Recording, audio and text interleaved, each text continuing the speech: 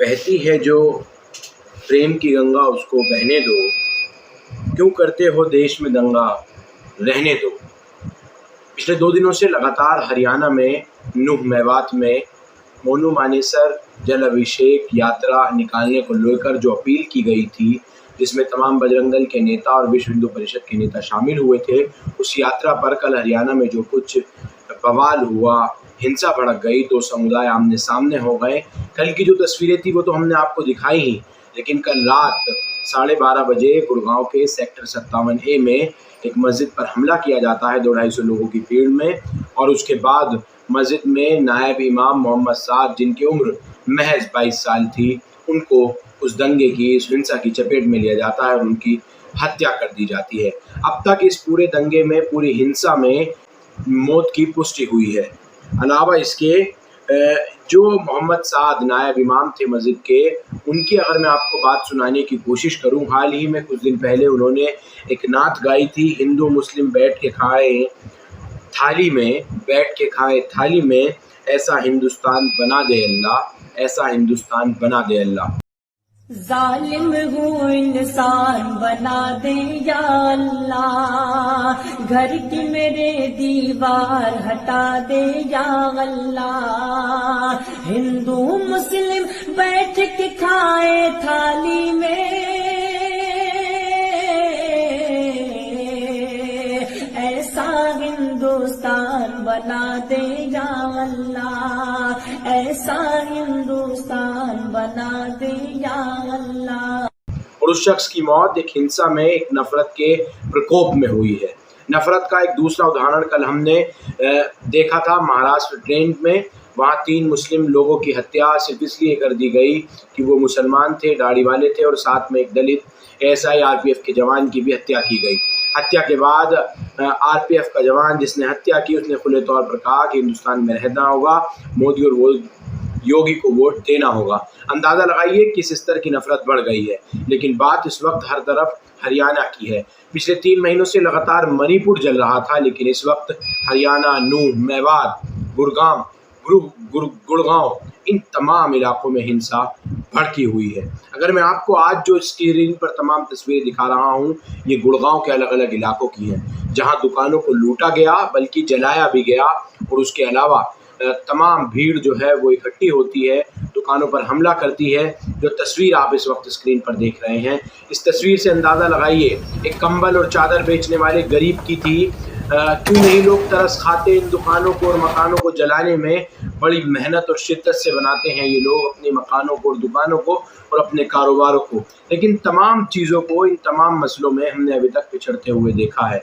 मोहब्बत का पैगाम लेकर आखिर ग्राउंड पर उतरेगा कौन? हालत बेकाबू से हैं। अगर बात करें रात के तकरीबन 9, 10, 11 बजे की भी, तो गुड़गांव के सेक्टर 70A में कई दर्जनों गोदामों में आग लगाई गई है, उन्हें आग के हवाले किया गया है। मौके पर दमकल विभाग की गाड़ियां आई हैं, उनको बुलाया गया है, पुलिस मौजूद है, लेकिन हरियाणा पुलिस पूरी तरह से बेकाबू और नाकाम और फेलियर सी नज़र आ रही है। कांग्रेस और तमाम दूसरी राजनीतिक पार्टियां या फिर खट्टर सरकार इस वक्त जो है वो महज औपचारिकताएं से पूरी कर रही है, ऐसा महसूस हो रहा है, और दूसरी विपक्षी पार्टियां तमाम तरह के सवाल कर रही हैं। लेकिन अगर एक एक वीडियो को आप देखने की कोशिश करें जो इस वक्त हरियाणा के, चाहे गुड़गांव से आ रही हो या फिर नूह और मेवात से आ रही हो, जहां अब तक सैकड़ों गाड़ियों को आग के हवाले किया गया है, लाखों करोड़ों रुपए की क्षतियां पहुंचाई गई हैं, अब तक 40 एफआईआर तो पूरे हरियाणा, गुरुग्राम, नूह, गुड़गांव में दर्ज की गई हैं, लोगों के नामजद भी की गई हैं। लेकिन सवाल इस बात का, आखिर ये तमाम जिस तरह की चीज़ें चल रही हैं, नफ़रत की आग लगातार फैल रही है, इस पर रोक कब लगेगी, ये अपने आप में बहुत बड़ा सवाल है। आखिर कब इस हिंसा को रोका जाएगा? मणिपुर चल रहा था, उस पर देश के प्रधानमंत्री, हुकूमत, सत्ता कुछ भी बोलने को राज़ी नहीं, संसद में विपक्ष के साथ चर्चा करने को राज़ी नहीं। लेकिन अब ये आग, नफ़रत की आग बढ़ती हुई हरियाणा, मेवात में आ गई। इस पूरी आग के पीछे अगर जानने की कोशिश करें वजह क्या है, याद होगा अब से कुछ महीने पहले नासिर और जुनैद का हत्याकांड, जिसमें जिंदा जला दिया गया था गोहत्या के नाम पर उन दोनों ही मुस्लिम युवकों को, जिसके बाद हरियाणा में पूरी तरह से जो है वो लोग प्रदर्शन कर रहे थे। और इसका जो मुख्य आरोपी था उसका नाम मोनू मानेसर था, जो कि बजरंग दल का कार्यकर्ता और गो गोवंश के लिए वो ये लोग काम किया करते थे, गोरक्षक थे ये तमाम लोग। हथियार इन लोगों को दिए गए। तमाम वीडियोज इस वक्त सोशल मीडिया पर वायरल हैं। मोनू मानेसर की राजस्थान पुलिस जुनैद नातिर हत्याकांड में तलाश कर रही है। तलाश करने के बीच हाल ही में अभी जलाभिषेक यात्रा, शोभा यात्रा जो कि शायद हर साल निकाली जाती है, उसको निकालने के लिए मोनू मानेसर अपने सोशल मीडिया अकाउंट से 2 दिन पहले एक वीडियो पोस्ट करता है और कहता है मैं आ रहा हूँ मेवात में, कौन क्या दूल्हा भाई का, और आपत्तिजनक तमाम तरह की बातें करता है। स्वागत नहीं करोगे दूल्हे का, और मालाओं का फूल तैयार रखिए, मालाएं तैयार रखिए, दूल्हा भाई आ रहे हैं। तमाम तरह की जहरीली बातें कही जाती हैं। उसके अलावा बिट्टू बजरंगी जो कि गुड़गांव फरीदाबाद का एक बहुत मशहूर गोरक्षक दल है और बजरंग दल का कार्य करता है, वो भी इसी तरह की वीडियो सोशल मीडिया पर वायरल होती है। उसमें वो भी तमाम प्रवोक भड़काने वाली बातें जो हैं वो करता है। उसके बाद जब ये पूरी यात्रा हरियाणा के नूह मेवात ज़िले में दाखिल होती है तो वहाँ गुस्साए लोग जो हैं, जिस तरह की बातें उनको प्रवोक किया गया था, कुछ गुस्साए लोग जो है उन्होंने पथराव वगैरह शुरू कर दिया, हिंसा भड़क गई। और दूसरी एक सबसे बड़ी बात ये कि इस यात्रा के अंदर जो गाड़ियां काफिले में शामिल थी, जो लोग थे वो पहले से हथियारबंद थे, तलवारें, लाठी, डंडे, बंदूकें तमाम उसमें थी। क्योंकि जो कल हमने तस्वीरें दिखाई और आज हमने आपको तस्वीरें दिखाई, उन तमामों पर हथियार खुलेआम पुलिस के सामने लहराते हुए AKM और AK-47 जैसी बंदूकें नज़र दिखने वाली जो है वो लहरती हुई नज़र आई। सवाल इस बात का है कि हरियाणा का इंटेलिजेंस फेलियर है। हरियाणा पुलिस की तमाम सुरक्षा एजेंसियां कहां पर थीं और हरियाणा सरकार क्या कर रही थी। कोई व्यक्ति जो कि पहले से एक बहुत बड़े मामले में शामिल हो, जिसको राजस्थान पुलिस तलाश कर रही हो, जिसको बचाने के लिए तमाम हिंदुत्व संगठन जो है वो लगे हुए हों, उस मोनू मानेसर को क्यों आखिर गिरफ्तार नहीं किया गया या फिर उसकी उस वीडियो को गंभीरता से क्यों नहीं लिया गया।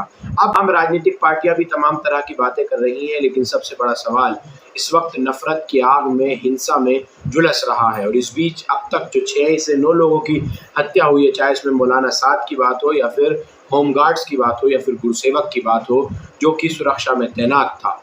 और अब खबर ये आ रही है कि गुड़गांव के, गुरुग्राम के तमाम कॉर्पोरेट ऑफिस को छोड़कर वर्कर्स, एम्प्लॉयज़ यहाँ से वो दूर अपने घरों को वापस प्रस्थान कर रहे हैं। हालात इतने ज़्यादा बेकाबू हैं।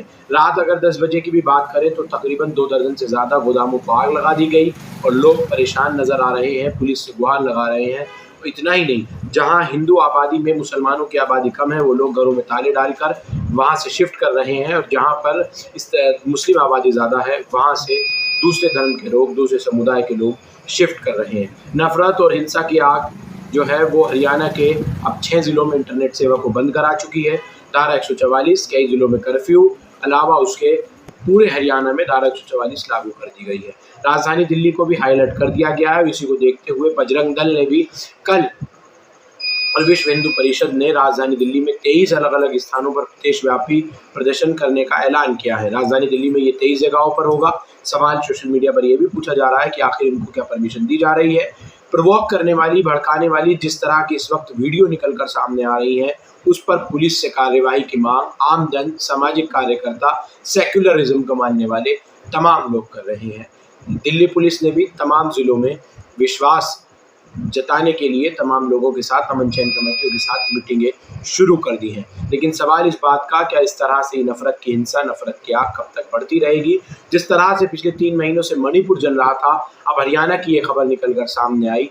आगे क्या कुछ होने वाला है ये अपने आप में बहुत सारी चीज़ें तय करेगा। लेकिन फ़िलहाल हम तमाम लोग और हमारी team The Where Point News आप तमाम समुदाय के तमाम लोगों से ये अपील करती है, हिंसा को बिल्कुल भी बढ़ावा ना दें। हिंसा से किसी का कभी भला नहीं हो सकता। हिंसा जानलेवा होती है। हिंदू मरे या मुसलमान, मरेगा तो इंसान ही। तो ख्याल रखिए और अवेयर रहिए। किसी भी अफवाह को बिल्कुल भी ध्यान ना दें। बेवजह कोई भी सोशल मीडिया पर पोस्ट या भड़काऊ पोस्ट वायरल ना करें। आप तमाम लोगों से हमारी द वेयर पॉइंट न्यूज़ की टीम ये अपील करती है। देखते रहिए The Where Point News. Thank you for now. Subscribe और बेल आइकन का बटन दबाना, लाइक शेयर सब्सक्राइब करना बिल्कुल भी ना भूलें। मोहम्मद रफ़ी।